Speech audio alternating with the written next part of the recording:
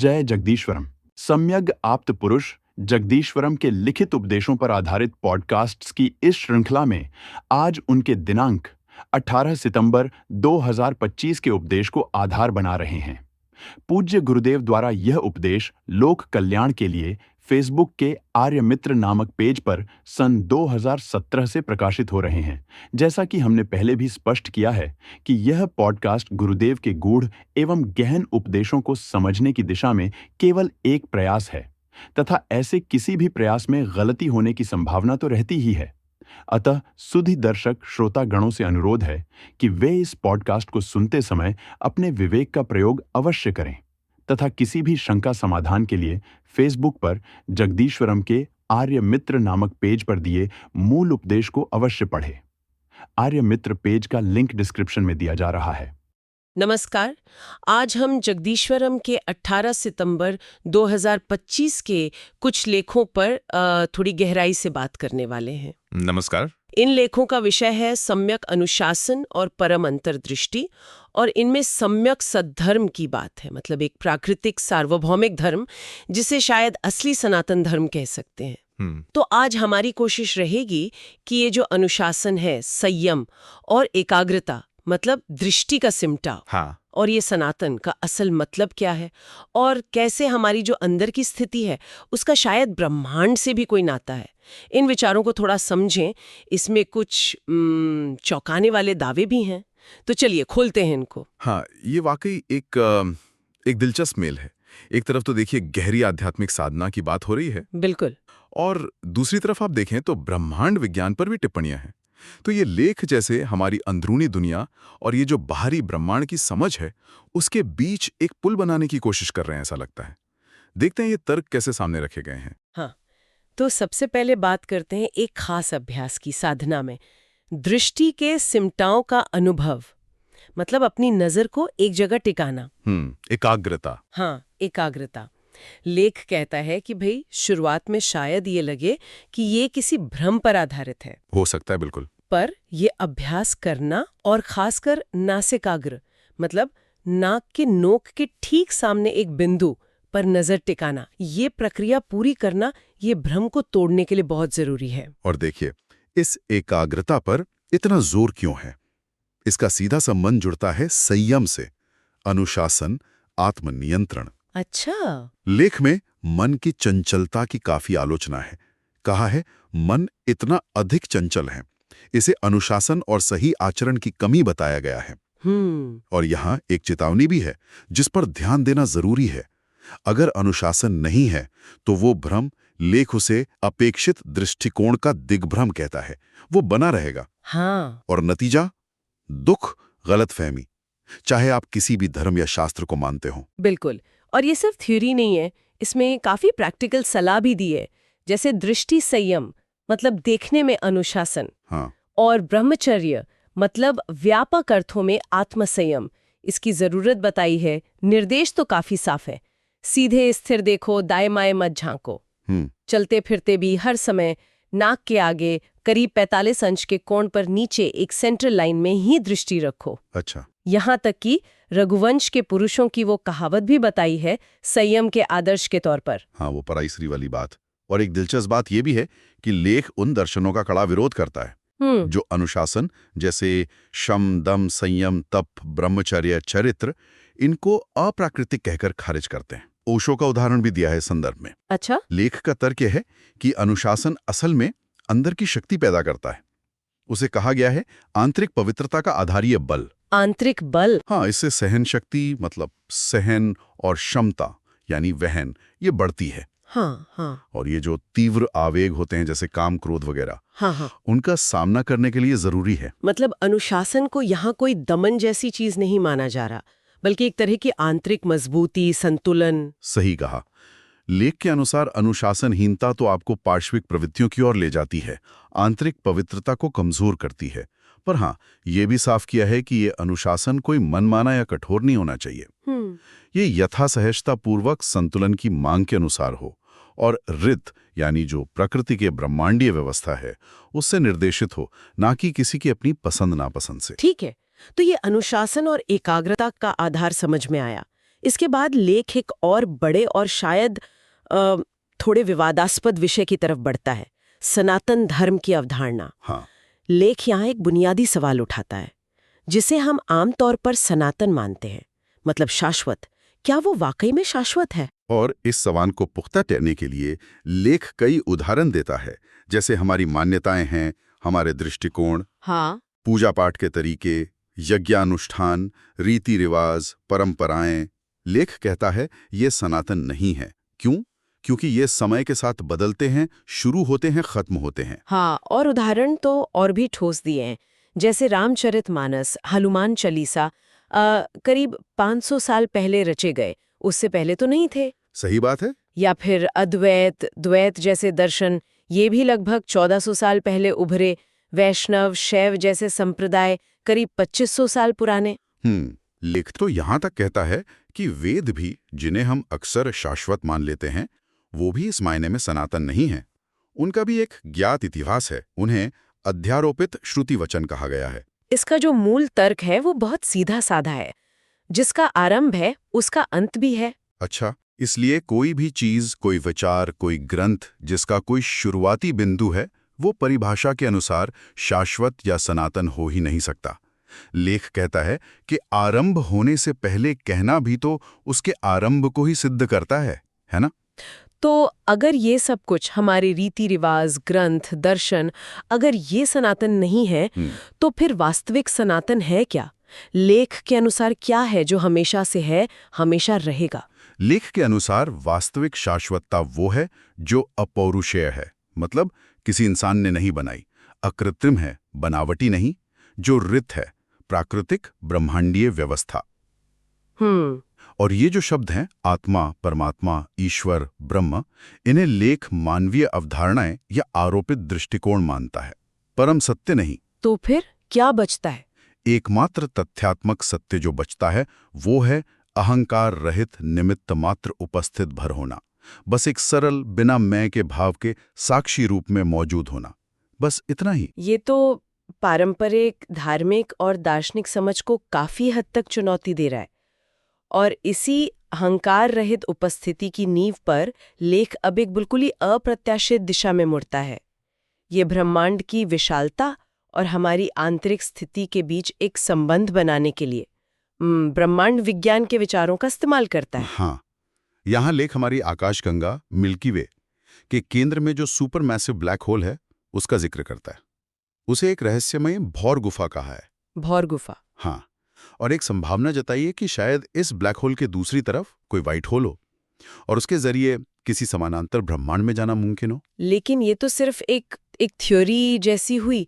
लेख फौरन इसकी व्यवहारिक सीमाओं पर भी आ जाता है ना? बिल्कुल। कि भाई आज की तकनीक से या शायद भविष्य की किसी भी भौतिक तकनीक से इंसानों के लिए तारों के बीच या आकाशगंगाओं के बीच यात्रा करना तो लगभग नामुमकिन है। हाँ, वो पार्कर सोलर प्रोब का उदाहरण दिया। हाँ, कि हमारे सबसे तेज यान को भी पड़ोसी गैलेक्सी एंड्रोमेडा तक पहुंचने में करीब 4 अरब साल लग जाएंगे, प्रकाश की गति से भी 25 लाख साल। तो लेख का निष्कर्ष है कि मनुष्य भौतिक रूप से शायद अपनी पड़ोसी गैलेक्सी तक भी कभी नहीं पहुंच पाएगा। तो अगर बाहरी यात्रा मुमकिन नहीं है तो क्या कोई और रास्ता है? और यहीं पर लेख अपना सबसे क्रांतिकारी और शायद सबसे विवादास्पद दावा पेश करता है। अच्छा। एक वर्म होल का जिक्र है, लेकिन ये अंतरिक्ष में कहीं बाहर नहीं है। लेख कहता है तुम्हारे नाक के ठीक आगे के ठीक मध्य की सीध में एक ऐसा वर्म होल है। क्या हमारे नाक के आगे अंदर?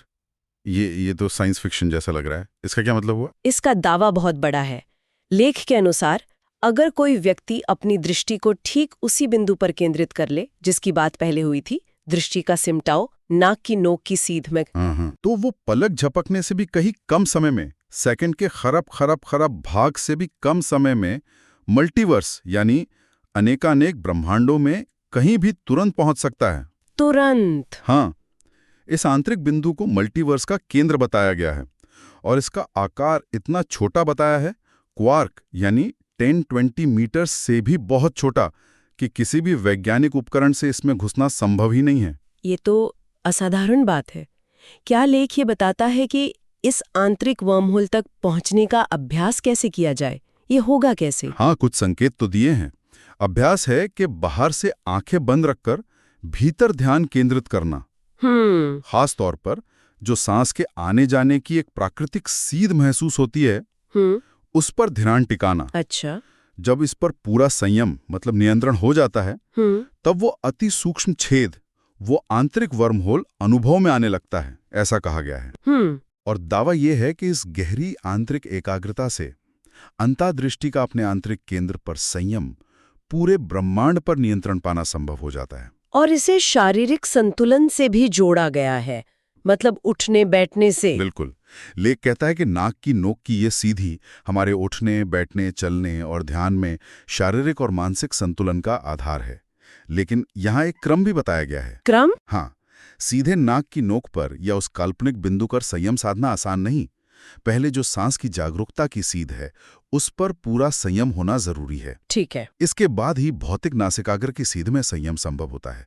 और इससे भी सूक्ष्म है चित्त का नासिकाग्र, मतलब मन की एकाग्रता का वो परम बिंदु। चित्त का नासिकाग्र। हाँ, जब इस चित्त के नासिकाग्र की सीध में संयम पूरा होता है, तभी असली बदलाव आता है। और वो असली बदलाव क्या है? जब ये चित्त के नासिकाग्र पर संयम हो जाता है, तब क्या बताया गया है? नतीजा बताया गया है, सापेक्षिकता का जो भ्रम है उसका टूटना, अलगाव का भ्रम, यहाँ वहां होने की भ्रांति खत्म हो जाता है। अच्छा। सब जगह होने की भ्रांति, मतलब एक तरह से सर्वव्यापकता का एहसास होता है। ब्रह्मांड का जो अंतहीन फैलाव है और वो हमसे बहुत बड़ा है, ये भ्रम, अंतहीन फैलाव में ब्रह्मांड के वृहत्तर होने की भ्रांति टूट जाता है। और जो ज्ञाता ज्ञेय ज्ञान या दृष्टा दृश्य दर्शन का जो त्रैत भाव है, वो भी समाप्त हो जाता है। तो फिर बचता क्या है आखिर में, अगर ये सब भ्रम टूट जाते हैं तो? लेख कहता है, बस सीधे अहंकार रहित निमित्त मात्र उपस्थित भर होना ही परिस्पष्टता रह जाता है। अच्छा। यानी फिर वही स्थिति, वही जिसकी बात सनातन की चर्चा में हुई थी, एक सरल, साक्षी, अहंकार शून्य उपस्थिति। तो ये जो आंतरिक एकाग्रता का मार्ग है, वो अंततः उसी परम यथार्थ तक ले जाता है जिसे सनातन कहा गया, और साथ ही ब्रह्मांडीय यात्रा का रहस्य भी खोलता है, ऐसा लेखा दावा है। ये तो आंतरिक अनुशासन, वास्तविकता की समझ और ब्रह्मांड विज्ञान के बीच एक बहुत ही गहरा और असामान्य सा संबंध स्थापित करता है। इसी कड़ी में लेख अब ब्रह्मांड विज्ञान के एक और स्थापित स्तंभ बिग बैंग सिद्धांत की ओर मुड़ता है और उसकी भी आलोचना करता है। हाँ, लेख बिग बैंग सिद्धांत को अधूरा सच कहता है। अधूरा सच? क्यों? इसकी आलोचना के कई बिंदु हैं। पहला कि भाई स्थान और समय तो गति के सापेक्ष हैं और समय बीतने पर ही गति निर्भर करती है। तो बिग बैंग के उस क्षण में जब समय ही अलग तरह से व्यवहार कर रहा था, गति की बात कैसे हो सकती है? ये तो सोचने वाली बात है। दूसरा, वो जो अत्यधिक सघन बिंदु था जिससे महाविस्फोट हुआ, वो बिंदु खुद सापेक्षिक दबाव के बीच को समाहित किए हुए था। मतलब वो स्वयं किसी सापेक्षिक स्थिति का परिणाम था, कोई निरपेक्ष शुरुआत नहीं थी। और भी कुछ वजह दी हैं क्या? बिल्कुल। तीसरा कि महाविस्फोट के समय प्रकृति के जो मूलभूत बल हैं, गुरुत्वाकर्षण, विद्युत चुंबकीय, नाभिकीय बल, वो आज ऐसे स्वरूप में थे ही नहीं। अच्छा। यहां तक कि प्रकाश और अंधकार का भी अस्तित्व नहीं था, भौतिकी के नियम ही अलग थे। चौथा, लेख कहता है कि वैज्ञानिक उस आरंभिक क्षण में ब्रह्मांड के फैलने की गति की कल्पना भी नहीं कर सकते। कॉस्मिक माइक्रोवेव बैकग्राउंड, CMB को हम सबसे पुराना प्रकाश मानते हैं ना, लेकिन लेख सवाल उठाता है कि विज्ञान को ये नहीं पता कि उस प्रकाश से पहले क्या था। तो अगर बिग बैंग अधूरा सच है, तो फिर लेख क्या कहता है? स्थान और समय की उत्पत्ति कैसे हुई? क्या वैकल्पिक स्पष्टीकरण है? यहाँ लेख फिर से भौतिकी से हटकर एक तरह से चेतना की ओर जाता है। लेख के अनुसार स्थान और समय भौतिक घटनाओं से नहीं बल्कि विज्ञान से उत्पन्न होते हैं। विज्ञान मतलब साइंस? नहीं, यहाँ विज्ञान शब्द का प्रयोग चेतना या जानने की क्रिया, कॉन्शियसनेस, कॉग्निशन के अर्थ में है। अच्छा, चेतना। हाँ, प्रक्रिया थोड़ी जटिल बताई है, लेकिन वर्णन कुछ इस तरह है। विज्ञान के एक बार बीतने पर, मतलब अनुभव होने पर, विज्ञान ही उत्पन्न होता है, लेकिन विज्ञान के 2 बार बीतने पर विज्ञान के साथ साथ उससे एक स्थूल स्तर पर आकाश, स्पेस भी उत्पन्न होता है। विज्ञान से आकाश, और फिर आगे? ये प्रक्रिया आगे कैसे बढ़ती है? बिल्कुल वैसे ही। आकाश के एक बार बीतने पर आकाश ही उत्पन्न होता है, लेकिन आकाश के 2 बार बीतने पर आकाश के साथ साथ उससे और स्थूल स्तर पर नाम रूप यानी वस्तुएं और उनकी पहचान उत्पन्न होता है। लेख इसे भवचक्र यानी अस्तित्व का चक्र का उत्तरोत्तर स्थूलतर होते जाने वाले क्रम में विस्तार बताता है। चेतना से स्थान, स्थान से पदार्थ, एक तरह से। ये थोड़ा समझना मुश्किल है। क्या इसे समझाने के लिए कोई मिसाल, कोई उदाहरण दिया है? हाँ, लेख समय की एक उपमा देता है। यूं समझिए, जैसे 1 सेकंड बीतने पर 1 सेकंड ही बनता है। ठीक है। लेकिन 60 सेकंड यानी 1 सेकंड 60 बार बीतने पर एक नई ज्यादा स्थूल इकाई 1 मिनट बनती है ना? हाँ। फिर 1 मिनट बीतने पर 1 मिनट ही बनता है, लेकिन 60 मिनट बीतने पर एक और स्थूल इकाई 1 घंटा बन जाती है। अच्छा, समझ गई। लेयर्स में। हाँ, बिल्कुल। लेख कहता है कि जैसे समय की ये इकाइयां एक दूसरे से स्तरित रूप में उत्पन्न होती हैं, वैसे ही विज्ञान से आकाश और आकाश से नाम रूप की उत्पत्ति होती है, एक क्रमबद्ध स्तरित प्रक्रिया में। संक्षेप में स्रोत ये कह रहा है कि ब्रह्मांड की उत्पत्ति भौतिकी से पहले चेतना के स्तर पर हुई और बिग बैंग शायद कहानी का केवल एक हिस्सा हो। तो इन सभी गहन और कुछ हद तक क्रांतिकारी विचारों को अगर हम देखें तो हम क्या निष्कर्ष निकाल सकते हैं? मेरे विचार में जो धागा इन सबको जोड़ता है वो ये है कि लेख आंतरिक अनुशासन यानी संयम, केंद्रित जागरूकता यानी दृष्टि का सिमटाव और वास्तविकता और ब्रह्मांड की परम प्रकृति की हमारी समझ के बीच एक बहुत गहरा और शायद अप्रत्याशित सा संबंध बनाने की कोशिश कर रहा है। ये न केवल सनातन धर्म की हमारी परंपरागत धारणाओं को चुनौती देता है, बल्कि स्थापित ब्रह्मांड विज्ञान पर भी गंभीर सवाल खड़े करता है ना? सही बात है। ऐसा लगता है कि स्रोत ये सुझाव दे रहा है कि भाई ब्रह्मांड को समझने की असली कुंजी बाहरी दुनिया की खोज में उतनी नहीं है जितनी हमारे अपने भीतर, हमारी अपनी अनुशासित चेतना और एकाग्रता में छिपी है। और हाँ, ये हमें अंत में एक बहुत ही एक विचारोत्तेजक प्रश्न के साथ छोड़ जाता है। क्या? कि यदि ब्रह्मांड का केंद्र और मल्टीवर्स की यात्रा का रहस्य वास्तव में हमारे भीतर ही केंद्रित है, हमारी एकाग्रता में, जैसा कि ये लेख दावा करते हैं, तो फिर चेतना और वास्तविकता का असली ताना बाना क्या है? क्या ब्रह्मांड मूल रूप से एक आंतरिक रचना है जिसे हम अनुशासित जागरूकता के माध्यम से समझ सकते हैं और शायद प्रभावित भी कर सकते हैं, न कि केवल एक भारी वस्तु जिसकी हमें भौतिक रूप से खोज करनी है? यह निश्चित रूप से एक गहरा सवाल है जिस पर मनन किया जा सकता है। भवतु सर्वमंगलम।